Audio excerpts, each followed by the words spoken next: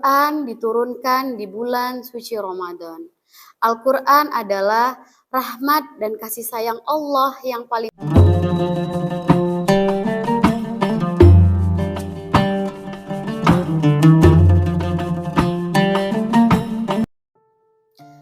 Assalamualaikum warahmatullahi wabarakatuh.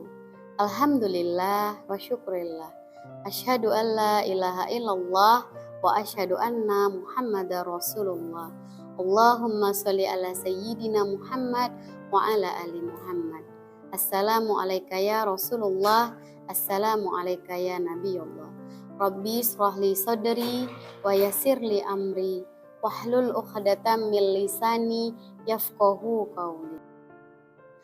Pemirsa Ramadan Ceria SDIT Insan Teladan dimanapun berada, alhamdulillah kita kembali bisa merasakan bulan suci Ramadan.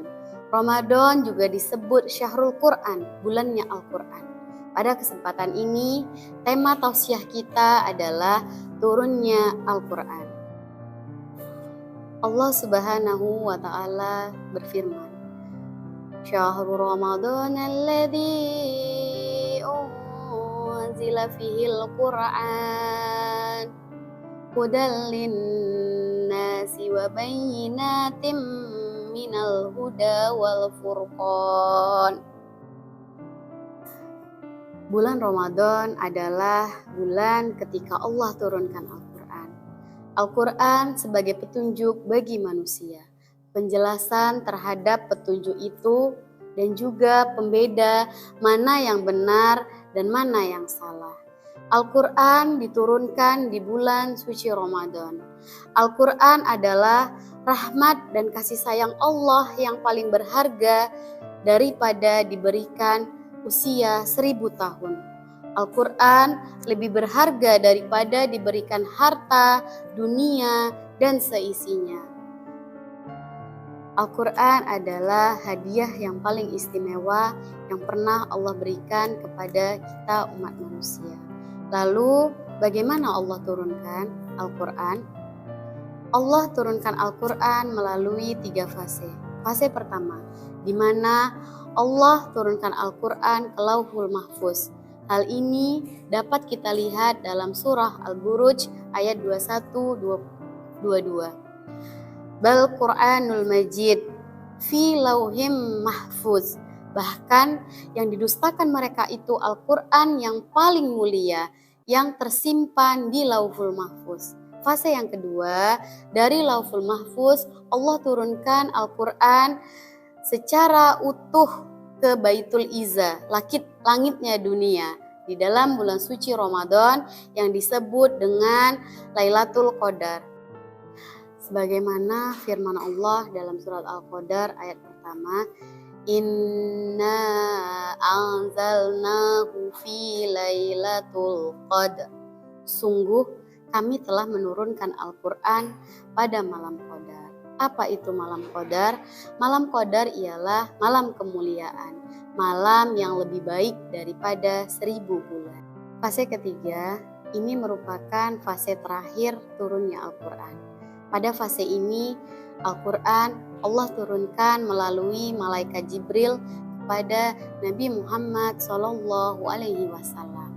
Al-Quran diturunkan secara bertahap, sesuai kebutuhan dan problem yang dihadapi Nabi Muhammad SAW dan umatnya, yaitu selama 22 tahun, 2 bulan, 22 hari. Diawali dengan surah Al-Alaq 1-5 dan ditutup dengan surah Al-Maidah ayat 3. Pemirsa Ramadan Ceria SDIT Insan Teladan dimanapun berada, turunnya Al-Quran secara berangsur-angsur memiliki hikmah yang agung di balik itu. Di antara hikmahnya adalah yang pertama, meneguhkan hati Rasulullah. Sebagai firman Allah dalam surah Al-Furqan ayat 32, dan orang-orang kafir berkata, mengapa Al-Quran itu tidak diturunkan kepadanya sekaligus? Demikianlah agar kami memperteguh hatimu Muhammad dengannya dan kami membacakannya secara berangsur-angsur perlahan dan benar. Hikmah yang kedua adalah tantangan dan mukjizat. Orang-orang musyrik senantiasa dalam kesesatan.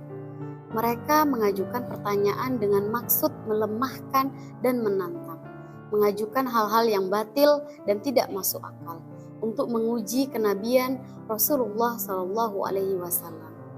Maka turunlah Al-Quran untuk menjelaskan kepada mereka suatu kebenaran dan jawaban yang amat tegas atas pertanyaan mereka. Hikmah diturunkannya Al-Quran secara berangsur-angsur yang ketiga adalah memudahkan untuk menghafal dan memahaminya. Al-Quran turun di tengah-tengah umat yang ummi, umat yang tidak pandai membaca dan menulis. Yang menjadi catatan mereka adalah hafalan dan daya ingatnya. Dengan demikian, jelas bahwa turunnya Al-Quran secara berangsur-angsur merupakan bantuan terbaik bagi mereka untuk menghafal dan memahami ayatnya. Pemirsa, kembali kepada kita. Pelajarannya adalah jangan cuma membaca Al-Quran, tapi jadikan Al-Quran sebagai referensi hidup kita. Ketika kita punya masalah, tanya kepada Al-Quran bagaimana solusinya. Ketika kita bingung, tanya kepada Al-Quran apa jawaban terbaiknya. Semoga dengan demikian kita telah menempatkan Al-Quran pada tempat yang semestinya. Barakallahu fikum. Kesalahan datangnya dari saya, kebenaran hanya milik Allah. Subhanakallahumma wa bihamdika asyhadu an la ilaha illa anta astaghfiruka wa atubu ilaik. Wabillahi taufiq wal hidayah. Assalamualaikum warahmatullahi wabarakatuh.